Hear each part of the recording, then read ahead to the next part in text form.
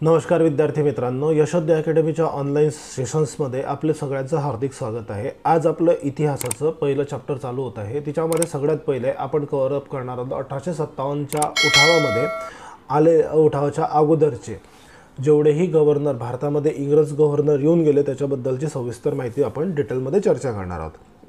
याच्यानंतरच्या दुसऱ्या सेशन्समध्ये 1857च्या अगोदर भारतामध्ये असलेले नवाब, त्यांच्यामध्ये असलेले वाद, मराठा वगैरे यांच्याबद्दल पूर्ण डिस्कशन करणार आहोत। ठीक आहे, तर आजच्या इतिहासामध्ये आपण चालू करू की भारतामध्ये आलेले इंग्रज गव्हर्नर यांची सुरुवात कुठून होते। तर पहिला इंग्रज गव्हर्नर जो आहे तो रॉबर्ट क्लाइव्ह। पण हा कसा होता, हा कागदोपत्री नव्हता, फक्त याने स्वतःला घोषित केलेलं होतं। ठीक आहे, तर हा गव्हर्नर होता बंगालचा। याने दुहेरी शासन व्यवस्था याने सुरुवात केली म्हणून याला ओळखलं जातं दुहेरी शासन व्यवस्था। दुहेरी शासन व्यवस्था काय होती, जसं प्लासीची लढाई झाली, प्लासीच्या लढाईमध्ये नवाब सिराजुद्दौला हारल्यानंतर त्याचा सेनापती मीर जाफर हा गादीवर बसला। आता गादीवर बसल्यानंतर काय झालं की याला हा निवडून कोणाच्या भरोशावर आला होता, जिंकून कोणाच्या भरोशावर आला होता, इंग्रजांच्या भरोशावर। आता इंग्रजांच्या भरोशावर जिंकून आलेला होता, त्यामुळे याला सगळं ऐकायचं कोणाचं होतं, इंग्रजांचं होतं। मग हिच्यामध्ये काय झालं की इंग्रजांनी टॅक्स जमा करणे, लष्कर करणे, ह्या सगळ्या गोष्टी ज्या होत्या त्या स्वतःकडे ठेवल्या। काय म्हणतोय मी, टॅक्स जमा करणे आणि लष्कर ह्या दोन गोष्टी ज्या होत्या त्या स्वतःकडे ठेवल्या। आणि बाकीच्या गोष्टी जेवढ्याही होत्या त्या एकदम म्हणजे सुव्यवस्था लावणे, नगर रचना करणे किंवा आतमध्ये नागरिकांच्या सुविधा पाहणे, ह्या सगळ्या कोणाकडे ठेवल्या, मीर जाफरकडे ठेवल्या, म्हणजे बंगालच्या नवाबाकडे ठेवल्या। ह्याच व्यवस्थेला काय म्हटलं गेलं, दुहेरी शासन व्यवस्था। आता दुहेरी शासन व्यवस्था ह्यामध्ये फार मोठी त्रुटी होती। कशी बघा, असा राजा की ज्याच्याकडे सैन्य नाही, असा राजा ज्याच्याकडे पैसा नाही। आता ज्या राजाकडे सेना नाही आहे तो शांती कसं काय ठेवणार, असा राजा की ज्याच्याकडे पैसा नाही तो नगर रचनेचा विकास कसा करणार, बरोबर आहे ना। मग यामध्ये हळूहळू वाद सुरुवात व्हायला लागून गेले, म्हणून दुहेरी शासन व्यवस्था ही पूर्ण फ्लॉप होतं। आणि दुहेरी शासन व्यवस्थेचा जनक म्हणायला गेलं तर तो कोण होता, रॉबर्ट क्लाइव्ह। त्याच्यानंतर 2 नंबरला येतो वॉरेन हेस्टिंग्स। वॉरेन हेस्टिंग्स हा जो येतो 1772 ते 1785। वॉरेन हेस्टिंग्स याच्या काळामध्ये येतो नियमन कायदा। कोण येतो, नियमन कायदा। नियमन कायद्यानुसार भारताचा सगळ्यात पहिला गव्हर्नर म्हणून वॉरेन हेस्टिंग्सची नोंद होते। कोणाची होते, वॉरेन हेस्टिंग्सची नोंद होते। 1772 ते 1785 पर्यंत वॉरेन हेस्टिंग्स राहतो। याच्या काळामध्ये काय येतं, नियमन कायदा। रॉबर्ट क्लाइव्हच्या काळामध्ये काय येत होता, दुहेरी शासन व्यवस्था। दुहेरी शासन व्यवस्था, नियमन कायदा। नियमन कायदा म्हणजे रेग्युलेटिंग ॲक्ट। हा रेग्युलेटिंग ॲक्ट आणि नियमन कायदा सारखाच आहे। याच्यानुसार भारतासाठी पहिला गव्हर्नर नियुक्त करण्यात येतो आणि त्याला काम करण्यासाठी 4 सदस्य हे संसदेकडनं देण्यात येतात। आता बघा, हिच्यामध्ये एक इंटरेस्टिंग फॅक्ट आहे। ईस्ट इंडिया कंपनीची स्थापना 31 डिसेंबर 1600 झाली। आताचा काळ कोणता चालू आहे, वॉरेन हेस्टिंग्स आलेला 1772चा, म्हणजे जवळजवळ 100 ते 110 वर्ष आपले कंप्लीट झालेले। ठीक आहे, आता या कालखंडामध्ये ह्या ईस्ट इंडिया कंपनीनं भयानक संपत्ती जमा केली, म्हणजे लूटच करून केली। काही त्याने एकदम भयानक कमाई वगैरे केली, याचा अर्थ त्यांना फार घनघोर मेहनत केली अशातला भागच नाही। त्यांनी लूट केली, लुटेरे होते ते, त्यांनी लूट केली आणि त्या लुटीच्या भरोशावर त्यांनी फार धनाढ्य पैसा जमा केला। ठीक आहे ना, म्हणजे आजच्या डेटमध्ये तुम्हाला इंग्लंड किंवा ह्या युरोपियन देशांकडे जेवढाही विकास दिसते आपल्याकडनंच लुटून घेतलेलं आहे। ठीक आहे ना, आता त्या ईस्ट इंडिया कंपनीनं एवढी प्रॉपर्टी जमा केली की त्यांचा मोह तिथल्या संसदेला सुद्धा झाला। तर या संसदेला हळूहळू ईस्ट इंडिया कंपनीचं वर्चस्व घ्यायचं होतं। मग त्यांनी काय केलं, ईस्ट इंडिया कंपनीकडे हळूहळू स्वतःचे लोक पाठवायला लागले। तर हाच ते नियमन कायद्यानुसार त्यांनी स्वतःचे अधिपत्य त्या ईस्ट इंडिया कंपनीवर लागायला सुरुवात केली आणि त्याच्यानुसार त्याला गव्हर्नर म्हणून घोषित करून टाकला। ठीक आहे, आता दुसरा जो येतो तो होता कॉर्नवॉलिस। कोण होता, लॉर्ड कॉर्नवॉलिस। हा येतो तुमचा 85 ते 93। कुठून येतो, 85 ते 93, 1785 ते 1793 ह्या काळात येतं। ह्या भाऊनं काय केलं होतं, कॉर्नवॉलिस कोड संहिता तयार केली होती। तात्याच्या ठोकड्यामध्ये दिसतं कॉर्नवॉलिस कोड संहिता, पण कॉर्नवॉलिस कोड संहिता आहे काय।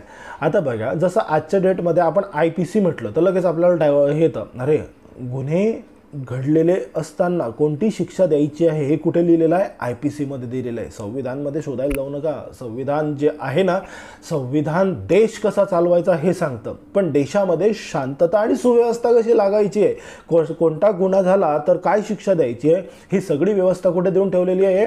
IPC मध्ये, इंडियन पिनल कोड. तसेच IPC किंवा कॉर्नवॉलिस कोड संहिता कोणी तयार केली? लॉर्ड कॉर्नवॉलिसने. कोणी तयार केली? लॉर्ड कॉर्नवॉलिसने. यानं काय केलं, त्यावेळेची कोड संहिता लिहून ठेवली की आज आपल्याकडे एवढा प्रांत आहे, त्या प्रांतामध्ये कोणता गुन्हा घडला, चोरी झाली, काही अत्याचार झाले, तिच्यामध्ये कोणत्या प्रकारच्या शिक्षा द्यायला पाहिजे, ह्या सगळ्याबद्दलची माहिती कॉर्नवॉलिस कोडमध्ये देण्यात आली. त्याचनंतर याच्याच कालखंडामध्ये आलं पिट्स ॲक्ट. पिट्स ॲक्ट होतं काय? बघा, इंग्रजांची सत्ता त्यावेळेस कुठे कुठे प्रस्थापित झालेली होती? 1 म्हैसूर, 2 मद्रास, 3 मुंबई, 4 बंगाल. ठीक आहे ना, ह्या 4 ठिकाणी इंग्रजांची सत्ता प्रस्थापित झाली. आता या सगळ्या ठिकाणी एक गव्हर्नर बसवला. ठीक आहे, तर ह्या गव्हर्नरला नियंत्रण करण्यासाठी, आता त्यावेळेस तर काही मेलची सुविधा नव्हती किंवा मोबाईलची सुविधा नव्हती किंवा लगेच ट्रंक कॉल वगैरे, काही टेलिफोन वगैरेची सुविधा नव्हती. तर तिथल्या तिथे भारतातल्या भारतात यांच्यावर नियंत्रण ठेवण्यासाठी कोणी ना कोणी असायला पाहिजे. तर त्याच्यासाठी पिट्स ॲक्ट आणला गेला. पिट्स ॲक्ट काय होता की बंगालच्या गव्हर्नरच्या अधिपत्याखाली हे सगळे लोक काम करतील. म्हणजे तुम्हाला काही काम करायचं आहे, कोणत्या हायर ऑथॉरिटीची गरज पडते आहे, तुम्ही बंगालच्या व्यक्तीला जाऊन निरोप धाडा.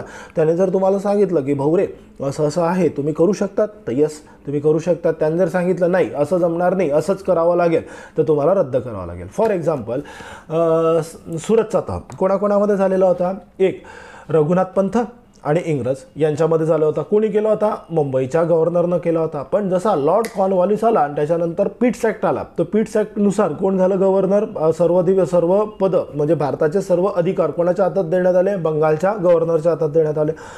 तर मग या कॉर्नवॉलिसने सांगून दिलं, भाऊ मला सुरतचा कोड मान्य नाही, तुम्ही तो रद्द करा. मग यांनी काय केला होता? सुरतचा तह रद्द करून टाकला होता आणि जो रघुनाथ पंत होता, ज्यांच्या भरोशावर गेलेला होता, त्याला सोडून दिलं होतं. बरोबर आहे ना, हे मराठ्यांच्या स्वाधीन करून दिलेलं होतं. समजलं? तर हा म्हणजे काय होता? पिट्स ॲक्टनुसार भारताचा सर्वप्रति गव्हर्नर कोण बनला? Lord Cornwallis. त्याच्यानंतर ह्याच टायमामध्ये सर्वोच्च न्यायालयाची स्थापना करण्यात आली. कुठे? कोलकात्याला. ह्याच कालखंडामध्ये कायमधारा पद्धतीसुद्धा आली. कायमधारा पद्धती काय होती की जसा आज टॅक्स जमा करण्यासाठी एक अधिकारी येतो, तो भारतातलाच असतो. ठीक आहे ना. आता त्याच कालखंडामध्ये भारतावर सत्ता कोणाची होती? इंग्रजांची होती. आता हे लोक जेव्हा टॅक्स जमा करायला जातील तेव्हा यांना कोणी टॅक्स देणार नाही. मग यांनी काय केलं? इथलाच एक व्यक्ती पकडला. त्या व्यक्तीला सांगितलं की भाऊ रे, तू ह्या एवढ्या एरियाचा टॅक्स जमा करून आम्हाला द्यायचा. ठीक आहे. आता ते कसं झालं, त्याच्या पद्धती कशा होत्या बघा. त्यावेळेस जमीनदार वर्ग अस्तित्वात होता. ह्या जमीनदारांनी काय केलं? आम्ही तुम्हाला टॅक्स जमा करून देणार, बोली लावण्यात आली. आणि ज्याची बोली जेवढी होती, जास्त होती, त्या जमीनदाराला तेवढं जमिनीचा अधिपती बनवून टाकला, जमीनदार बनवून टाकला. आणि जमीनदार बनवल्यानंतर तो व्यक्ती तिथनं टॅक्स जमा करायला सुरुवात केली. आता मला सांगा, एखाद्या ठिकाणचं उत्पादन किंवा टॅक्स हे जर 100 रुपये असेल आणि मी जर बोली लावून आला 200 रुपये, तर मी 200 रुपये का माझ्या खिशातनं टाकणार आहे? नाही, मी लोकांवर अत्याचार करून ते पैसे काढणार. ठीक आहे ना. तर कायमधारा पद्धती काय होती? जिच्यामध्ये बोली लावण्यात आली की एवढा टॅक्स मी तुम्हाला देईल आणि त्याच्या भरोशावर त्यांनी ते समोरच्याला जमिनी दिल्या. ठीक आहे. म्हणजे कायमधारा पद्धती कोणाच्या कालखंडामध्ये आली? लॉर्ड कॉर्नवॉलिसच्या. आणि लागू कुठं झाली? सर्वप्रथम ती होती बंगालमध्ये. ठीक आहे. त्याच्यानंतर आला सर जॉन शोर. हा आला 93 ते 98 पर्यंत. आता सर जॉन शोरबद्दल जर सांगायचं झालं तर खर्ड्याचं एक युद्ध झालेलं होतं.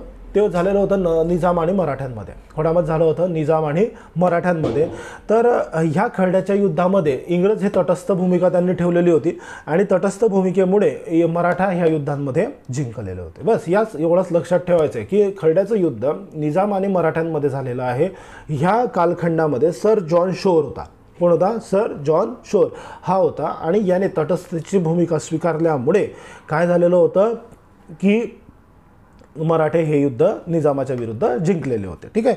त्याच्यानंतर सगळ्यात महाभयंकर लॉर्ड वेलस्ली. कोणाला? Lord Wellesley. हा स्वतःला बंगालचा सिंह म्हणून घ्यायचा. काय म्हणायचं? बंगालचा सिंह. जसे आजचे बॅनर लागतात ना, भुसावळचा वाघ, हा तो, यू त्यू, हा भाऊ तो भाऊ, बरोबर आहे. तसेच या टायमामध्ये ह्या बंगालचा सिंह आलेला होता. ठीक आहे, हा स्वतःलाच म्हणून घ्यायचा, याला कोणी म्हणायचं नाही. याने याच्याबद्दल सांगायचं झालं तर लॉर्ड वेलेस्लीबद्दल तुम्हाला एक गोष्ट लक्षात ठेवायची आहे, ती आहे याने तैनाती फौज तयार केली. काय तयार केली? तैनाती फौज. बघा, कोणतंही राज्य दुबळं करायचं असलं तर तिथली सगळ्यात पहिले सेना मारावी लागते. काय मारावं लागते? सेना. याने तिथेच हमला केला.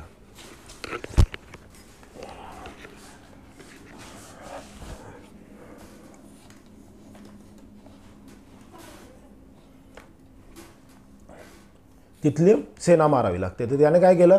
तिथेच हमला करून टाकला. आता याने काय केलं? जर सपोज एक्झाम्पल फॉर आज आपलं भुसावळ आणि इथून जवळ असलेलं जामनेर, हे असे दोन घ्या, हे दोन राज्य आहे असं समजून चालू आपण 2 मिनिटासाठी.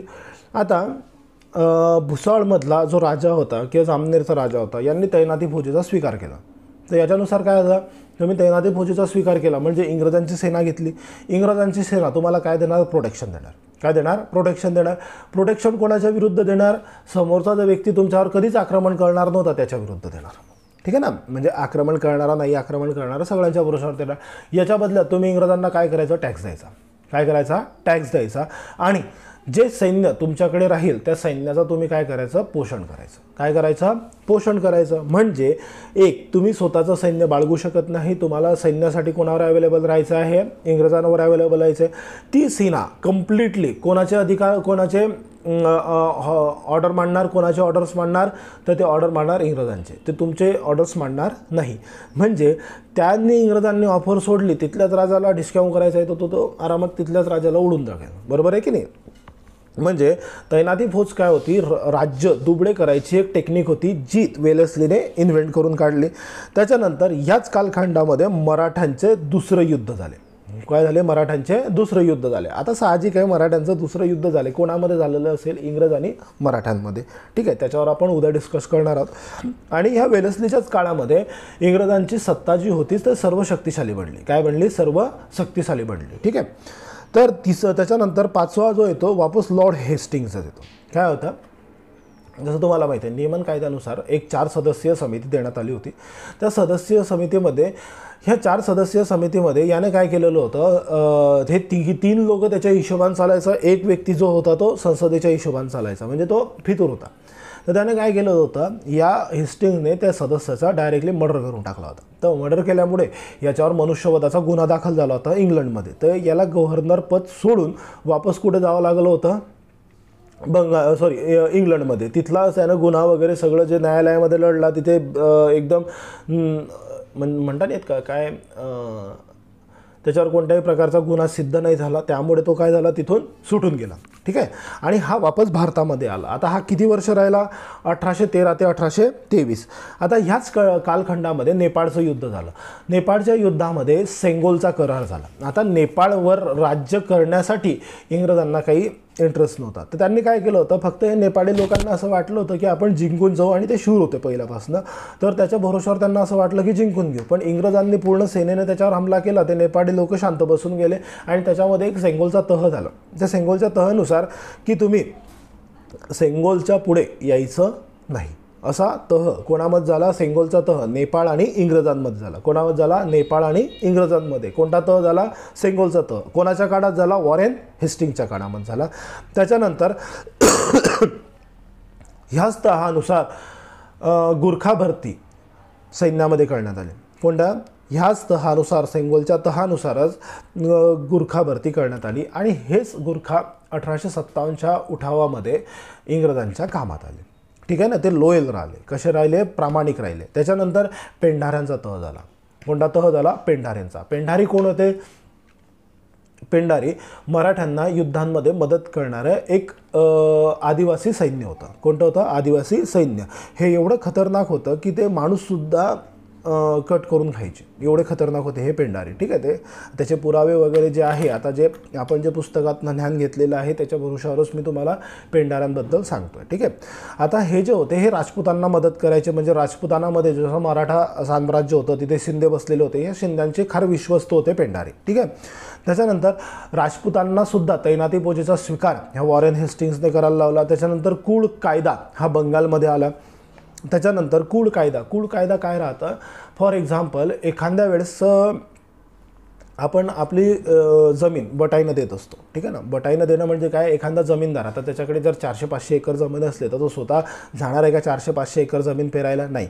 तर काय व्हायचं, हे स्वतःची जमीन एखाद्या व्यक्तीला देऊन टाकली. आता एखाद्या व्यक्तीला दिल्यानंतर ते व्यक्तीने ती जमीन पेरायला सुरुवात केली. आता सुरुवात केल्यानंतर तिथे एक स्वतः त्याचं नाव लागून जायचं की ही जमीन कस्त कोण आहे, काय आहे ही जमीन कस्त कोण आहे, कोणतं कूळ कस्त आहे. तर त्याच्या हिशोबाने इथे कूळ कायदा लागला. ह्या कूळ कायद्यानुसार जो जमीन कस्तो आहे त्याचं नाव इथे लागायला सुरुवात झाली. यालाच काय म्हणायचं, कूळ कायदा. हा कूळ कायदा कुठे आला, बंगालमध्ये आला. आणि कोणाच्या काळात आला, वापस लॉर्ड हेस्टिंगच्या याच्यामध्ये आला, ठीक आहे. ह्याच टायमामध्ये रयतवारी पद्धत आणि महालवारी पद्धत अस्तित्वात आली. आता रयतवारी म्हणजे काय, त्याच्या नावानुसार रयत म्हणजे काय, रयतेने डायरेक्ट टॅक्स जमा करणे. काय म्हणतोय मी, रयतेने डायरेक्ट टॅक्स जमा करणे.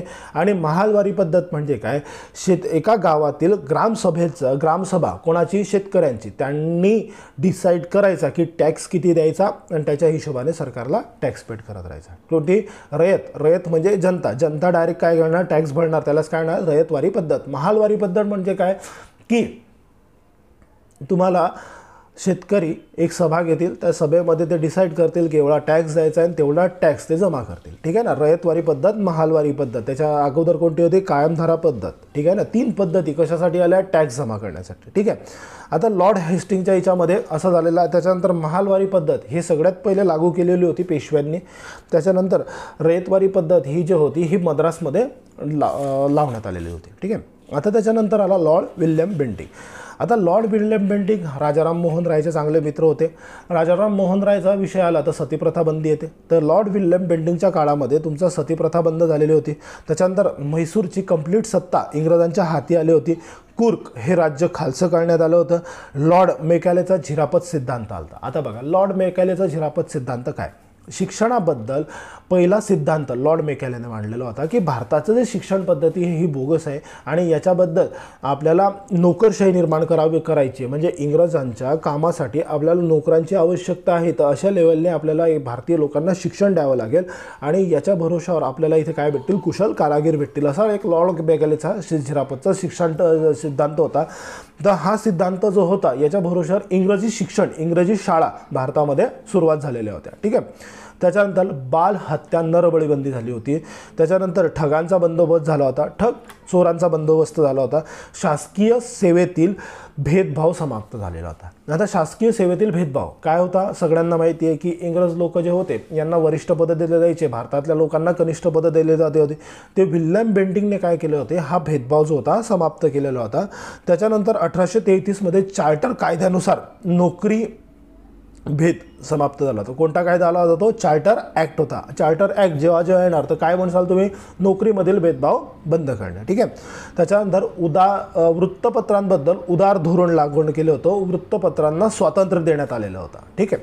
त्याच्यानंतर अफीमच्या शेतीला प्रोत्साहन दिलं होतं. बघा, विल्यम बेंटिंगने कितीही चांगले कामं केले तरी इंग्रज म्हटला तर तो कुठं ना कुठं स्वतःचा फायद्याचा विचार करेल आणि याने अफीमच्या शेतीला प्रोत्साहन दिलं होतं. म्हणजे अफीमची शेती करण्यासाठी शेतकऱ्यांना जबरदस्ती करणे ह्यासारख्या गोष्टी विल्यम बेंटिंगकडनं करण्यात आल्या होत्या. त्याच्यानंतर उर्दू भाषेस न्यायालयीन भाषा घोषित करण्यात आली. उर्दू भाषेस न्यायालयीन भाषा ही घोषित करण्यात आली. कोणाच्या काळामध्ये, लॉर्ड विल्यम बेंटिंगच्या काळामध्ये.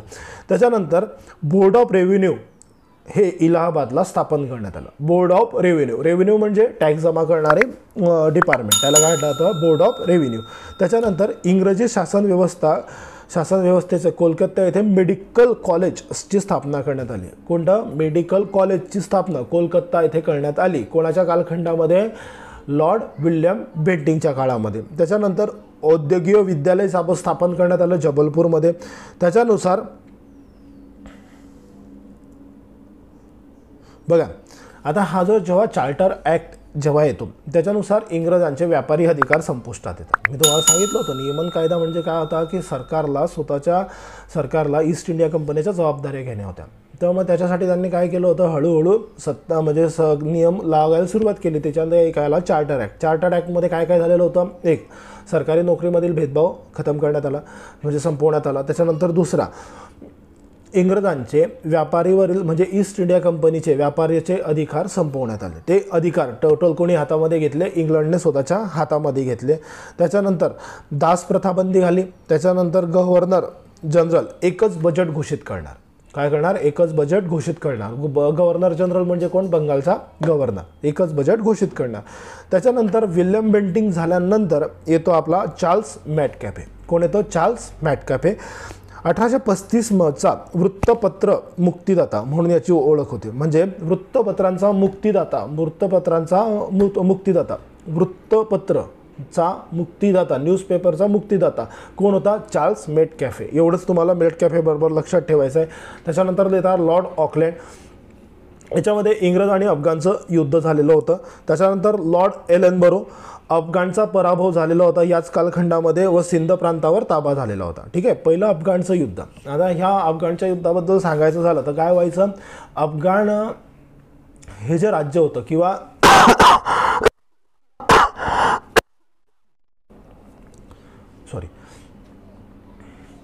अफगाण हे जे राज्य होतं ह्या राज्यावर नेहमी इंग्रजांची डोकदुखी होती. काय डोकदुखी होती? की इथे जे होते ना, जे गव्हर्नर राज्य करायला जायचे किंवा इंग्रज इथे राज्य करायला जायचे तर यांच्याबद्दल फार क्रूरतेनं वागायचे. म्हणजे फॉर एक्झाम्पल तुम्ही कोणताही पहिला गव्हर्नर ज्यावेळेस गेला तर त्याच्या फक्त मुंडी वापस आलेली. दुसरा गव्हर्नर गेला त्याच्या फक्त हातपाय वापस आले. बरोबर आहे. म्हणजे हे यांची काय होती? नेहमी डोकदुखी झालेली होती.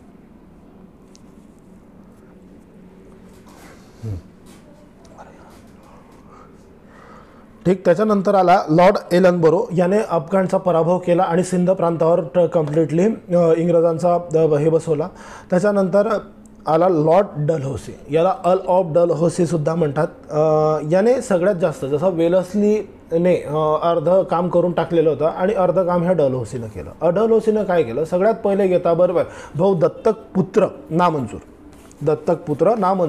1857च्या उठावामध्ये सगळ्यात मोठं कारण जे ठरलं ते होतं दत्तकपुत्र नामंजूरचं. त्याच्यानंतर याने वेलस्लीने काय आणली? तैनाती फौज आणली. याने जबरदस्ती ती तैनाती फौज सगळ्यांवर लादत गेलं. कोण होता? हा डलहौसी. ठीक आहे. आता याच्यामध्येच काय झालं? भारताचं मॅक्झिमम विस्तारीकरण इंग्रजांचं कोणाच्या काळात झालं? डलहौसीच्या काळात झालं. म्हणजे हा व्यक्ती जो होता, तुम्ही म्हटलं की हा राज्य हडपणारा व्यक्ती तरी चालेल, असं म्हटलं तरी चालेल. त्याने काय केलं? सगळ्यात पहिले साताऱ्यामधील 1853मध्ये साताऱ्यामधील जे आपले अप्पाराव होते त्यांच्या मुलाचा दत्तक वारसा हा डायरेक्ट नामंजूर करण्यात आला. त्याच्यानंतर झाशीमध्ये राणी लक्ष्मीबाई यांचासुद्धा मुलगा जो होता त्याचे सुद्धा दत्तक पुत्र नामंजूर करण्यात आलं. त्याच्यानंतर नागपूरमध्ये बसलेले भोसले याचं सुद्धा तुम्हाला दत्तक पुत्र नामंजूर करण्यात आला. कोणी? डलहौसीच्या काळामध्ये त्याने दत्तक पुत्र नामंजूर असा एक कायदा बनवण्यात आला. म्हणजे जर तुमचा राजवंश असेल तर तुम्ही काय करायचं? ते चालू द्यायचं पुढे. तुम्ही जर दत्तक पुत्र घ्यायचं म्हणत असं चालणार नाही. तुमचं राज्य इथेच संपलं. आजपासून हे राज्य कोणाचं? इंग्रजांचं. ठीक आहे. त्याच्यानंतर ह्याच काळामध्ये डलहौसीच्या काळामध्ये द्वितीय आंग्ल युद्ध झालं. ठीक आहे. आंग्ल शीख युद्ध. आंग्ल म्हटलं की बाहेरच्या म्हणजे त्यांचं राज्य सोडून बाहेरच्या बरोबर झालेलं युद्ध म्हणजे त्याला आंग्ल हे असं एक हेडिंग लागलं जायचं. ठीक आहे. तर आंग्ल युद्ध झालं. त्याच्यानंतर ह्याच काळामध्ये याने काय केलं? महाराणी व्हिक्टोरियाला आपला कोहिनूर जो होता तो भेट दिला. ठीक आहे ना. आता हा कोहिनूर आला कुठून? तर बघा, शीख युद्ध झालं. कोहिनूर होता पंजाबमध्ये. कुठे होता? पंजाबमध्ये. पंजाबच्या रणजित सिंह यांच्याकडे तो. बघा, ह्या आंग्ल युद्धाबद्दलची एक इंटरेस्टिंग स्टोरी सांगतो तुम्हाला. महाराजा रणजित सिंह जेव्हा अस्तित्वात होते तेव्हा इंग्रज आणि रणजित सिंह यांचे फार चांगले मैत्रीपूर्ण संबंध होते. आणि इंग्रज जे होते ते नेहमी मैत्री जे ठेवायचे ते एकदम बलाढ्य राजाशीच ठेवायचे. ठीक आहे ना. बलाढ्य नसला ते डायरेक्ट राज्य गिळंकृत करून घ्यायचे. आणि ते इंग्रज जे होते राजा रणजित सिंह असेपर्यंत त्यांनी कधीही त्यांच्यावर आक्रमण केले नाही. आता सतलज नदीचा बाँड्री लाईन ही ठरवण्यात आली होती पंजाबसाठी. काय? सतलज नदीची बाँड्री लाईन ही कोणासाठी ठरवण्यात आली होती? पंजाबसाठी ठरवण्यात. त्यावेळेचा पंजाब म्हणजे आजचा दिल्ली, त्याच वेळेचा पंजाब म्हणजे आजचा पाकिस्तान, आजचा जो पंजाब दिसतो तो आणि काश्मीरचा भाग हा सगळा मिळून तुमचा कुठे यायचा? पंजाबमध्ये यायचा. ठीक आहे. म्हणजे इवन रणजित सिंहने आपला डोंगरी नावाचा एक राजा होता त्याला काश्मीर हा जो होता हा चालवण्यासाठी देण्यात दिला होता. ठीक आहे ना. तर जसं ह्या इंग्रजांना एक माहिती होतं की पंजाबचे लोक स्वतःहून सतलज नदी क्रॉस नाही करणार. रणजित सिंह गेल्यानंतर इंग्रजांनी काय केलं, एक स्वतःचा एक फितूर व्यक्ती तिथे पाठवला. त्या व्यक्तीने पंजाबच्या सरदारांना बढावा दिला की चला आपण इंग्रजांवर आक्रमण करू. आणि जशी पंजाबच्या लोकांनी काय केलं, सतलज नदी क्रॉस केली, बॉर्डर लाईन क्रॉस केली, पहिलं गाव घेतलं की नाही घेतलं, इंग्रज तयारीतच होते, डायरेक्ट पूर्ण शक्तीनिशी त्यांच्यावर धावून गेले, पूर्ण ते राज्य जिंकून घेतलं, समजलं. आणि त्यांच्याकडे असलेला कोहिनूर घेतला आणि राणी व्हिक्टोरियाला देऊन दिला. ठीक आहे ना. त्याच्यानंतर इथेच तोफखाने जे होते ते मेरठमध्ये स्थलांतरित करण्यात आले. त्याच्यानंतर दुसरं ब्राह्मी युद्ध म्हणजे ब्रह्मदेशाबरोबरचं युद्धसुद्धा ह्याच कालखंडामध्ये झालं. त्याच्यानंतर सेनाचं मुख्यालय शिमला येथे करण्यात आलं आणि ग्रीष्मकालीन राजधानी म्हणून घोषित करण्यात आलं. ठीक आहे. त्याच्यानंतर नॉन रेग्युलेटरी सिस्टीम हे सुद्धा याच काळामध्ये लावण्यात आली. म्हणजे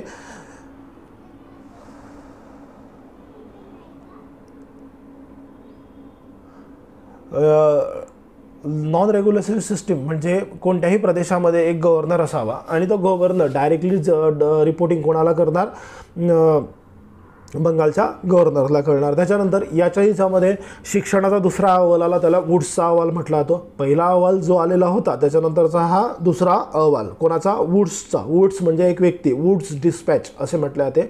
त्याच्यामध्ये शिक्षणाचा उल्लेख करण्यात आला की भारतीय लोकांना प्राथमिक शिक्षणापासून तर विद्यापीठापर्यंत एक शिक्षण देणं गरजेचे आहे. म्हणजे तुम्हाला पहिलं जसं सांगितलं की आपल्याला सगळ्यात पहिले काय तयार करावं लागेल तुम्हाला, की इथे चांगले कुशल जे व्यापारी होते ते बंद करावं लागतील आणि इथे कुशल नोकर तुम्हाला तयार करावं लागतील. म्हणजे इंग्रजी शिक्षणाचा मॅग्ना कार्टा जर म्हटण्यात आला तर हा तुमचा पहिले कोणाचा सिद्धांत आला होता, पहिला शिक्षणाबद्दल पहिला जो सिद्धांत आलेला होता तो लॉर्ड मेकॅलेचा होता. कोणाचा होता, मेकॅलेचा. आणि मेकॉलजनं पहिला सिद्धांत मांडला होता. दुसरा सिद्धांत कोणाचा आला, वुड्स डिस्पॅच आला. त्याच्यानुसार आधुनिक शिक्षणाची आधारशिला म्हणून त्यांना म्हणण्यात येतं की आजचं शिक्षण आपण जे घेतो आहे ते कोणाच्या हिशोबाने घेतो आहे, वुड्सचा जो खलिता त्यावेळेस आलेला होता, वुड्स डिस्पॅच आपण ज्याला म्हणतो, त्याच्या हिशोबाने पहिला खलिता आलेला होता आणि त्याच्या हिशोबाने आपलं आजचं शिक्षण हे डिसाईड करण्यात येतं. ठीक आहे. त्याच्यानंतर प्रमुख शहरांमध्ये विद्यापीठं स्थापन करण्यात आली. याच्यानुसार रेल्वे लाईनचा सगळ्यात जास्त विकास किंवा रेल्वे लाईन कोणाच्या याच्यात सुरुवात झाली असं जर करण्यात आलं ते होतं डलहौसीच्या काळामध्ये. पहिली रेल्वे सगळ्यांना माहिती आहे मुंबई ते ठाणेपर्यंत धावण्यात आली. ते म्हणजे रेल्वेचा जनक जो होता ते म्हणता येईल. त्याच्यानंतर ही रेल्वे जी होती ती काही पुस्तकांमध्ये 14 तारीख दिसते, काही पुस्तकांमध्ये 16 तारीख दिसते. तर 16 एप्रिल 1853 ही पहिली रेल्वे धावली होती. ठीक आहे. कुठून तर कुठपर्यंत ती मुंबई ते ठाण्यामध्ये होती. त्याच्यानंतर पोस्ट ऑफिससुद्धा ह्याच काळामध्ये चालू झालं होतं. त्याच्यानंतर आपण PWD विभाग म्हणतो म्हणजे सार्वजनिक बांधकाम खाते ह्याच काळामध्ये आपले सुरुवात झालेली दिसते. त्याच्यानंतर लोकसेवा आयोग, बरोबर आहे, मी तुम्हाला सांगितलं होतं चार्टर्ड ॲक्टनुसार काय केला होता, भेदभाव संपवला होता. ठीक आहे ना. तर भेदभाव संपवल्यानंतर मग भारतीयांना संधी द्यायची होती. मग संधी द्यायची कशी द्यायची, तर परीक्षा घेऊन द्यायची. मग परीक्षा घेऊन द्यायची तर काय करायचं, लोकसेवा आयोग, भारतीयांसाठी लोकसेवा आयोग स्थापन करण्यात आलं. पण हे कुठं स्थापन झालेलं होतं भाऊ, इंग्लंडमध्ये. म्हणजे तुम्हाला जर पेपर द्यायचा होता तर तो कुठे जाऊन द्यायचा, इंग्लंडमध्ये द्यायचा. तुम्ही पास झाले तर भारतामध्ये तुम्ही कलेक्टर म्हणून येऊ शकता किंवा वरिष्ठ अधिकारी म्हणून येऊ शकत होते. त्याच्यानंतर पुनर्विवाह कायदा हा सुद्धा याच काळामध्ये लॉन्च करण्यात आला. त्याच्यानंतर एक होतं की दत्तक वारसा हक्क नामंजूर करण्यात आला. त्याच्यानंतर वराळ हे राज्य खालसा करण्यात आले. जबरदस्ती तैनाती फौज वसूल लावण्यात आली. ठीक आहे. म्हणजे तुमचे जर एक विचार करायला गेले की 1857च्या अगोदर किती गव्हर्नर आले तर चला आपण बघून घेऊ. सगळ्यात पहिला रॉबर्ट क्लाइव्ह, दुसरा वॉरेन हेस्टिंग्स, तिसरा कॉर्नवॉलिस, चौथा सर जॉन शोहर, पाचवा वापस लॉर्ड हेस्टिंग्स, त्याच्यानंतर विल्यम बेंटिंग नंतर चार्ल्स मेटकॅफे, लॉर्ड ऑकलंड, त्याच्यानंतर लॉर्ड एलनबरो आणि लॉर्ड डलहौसी. म्हणजे टोटल 9 गव्हर्नर तुमचे 1857च्या अगोदरपर्यंत आले. बघा प्रश्न येतो की 1857चा म्हणजे आता हा लॉर्ड डलहौसी हा कुठपर्यंत होता, हा होता 1848 पासून तर 1756पर्यंत 1856पर्यंत 1848 ते 1856पर्यंत भारतामध्ये होता. ठीक आहे. तर आता प्रश्न येतो की 1757च्या कालखंडामध्ये जेव्हा युद्ध झालं किंवा उठाव झाला तर त्यावेळेस भारताचा गव्हर्नर कोण होता. तर मॅक्झिमम विद्यार्थी ते डलहौसी वाचतात आणि डलहौसीने झालेले अत्याचारही त्याच्या डोक्यात राहतात, तिथे डलहौसीकरण येतात. पण एक गोष्ट त्यांच्या लक्षात येत नाही की हा व्यक्ती जो होता तो 56पर्यंतच भारतामध्ये होता, त्याच्यानंतर नव्हता. तर 57मध्ये कोण आला, लॉर्ड कॅनिंग आला. तर लॉर्ड कॅनिंगच्या काळामध्ये उठाव झाला, म्हणजे डलहौसीने जे करून ठेवलं ते सगळं निस्तारायचं कोणी, कॅनिंगने निस्तारायचं, म्हणजे कॅनिंगने ते पूर्ण पार पाडलं. ठीक आहे. तर हा कॅनिंग जो होता हा 1857चा पहिला गव्हर्नर होता, डलहौसी नंतर आलेला गव्हर्नर होता. त्याच्यानंतर भारताचा सगळ्यात पहिला जर हे आपण उच्चारण केलं की कोण व्हाईसरॉय कोण होता, तोही लॉर्ड कॉर्नवॉलिसच होता. ठीक आहे. सॉरी, कॉर्नवॉलिस म्हणतो, सॉरी. पहिला शेवटचा गव्हर्नर जनरल आणि पहिला व्हाईसरॉय, काय म्हणतोय मी, शेवटचा गव्हर्नर जनरल आणि पहिला व्हाईसरॉय कोण होता, लॉर्ड कॅनिंग. कोण होता, लॉर्ड कॅनिंग हा होता. आणि याच्याच कालखंडामध्ये 1857चं युद्ध लढण्यात आलं. ठीक आहे. ठीक आहे. तर याच्यानंतरचा आपला जो दुसरा पार्ट जो राहील इतिहासाचा, त्याच्यामध्ये आपण 1857पासून तर आपला भारत स्वतंत्र होईपर्यंत 1947पर्यंतचे पूर्ण गव्हर्नरचा आपण त्याच्यामध्ये अभ्यास करणार आहोत. ठीक आहे. 1857 नंतर एक चेंजेस होतो की 1857 नंतर गव्हर्नर जनरल हे पद हटून जातं आणि व्हाईसरॉय येतं. माणूस तोच राहील, पदही तेच राहील, फक्त काय त्याचं नाव बदलण्यात येईल. ठीक आहे. तर चला, याच्यामध्ये काही प्रॉब्लेम असले तर तुम्ही कमेंट बॉक्समध्ये रिप्लाय करू शकतात की सर हा मुद्दा नाही समजला, तर आपण त्याला पुन्हा कंटिन्यू उद्या करणार आहोत. ठीक आहे. चलो, थँक्यू. जय महाराष्ट्र.